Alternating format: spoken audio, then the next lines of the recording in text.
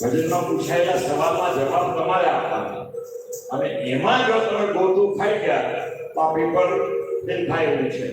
એટલું ધ્યાન રાખજો બધા. આ રામ ભક્ત ખાલી અને એક જ અક્ષરનો જવાબ છે. આખું પેપર લખાવે સ્વર નથી જોઈએ. એક જ અક્ષર કાં તો હા કે કાં તો ના કે. એટલો જવાબ તમારે આપવાનો.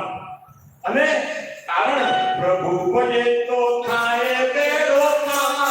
તમે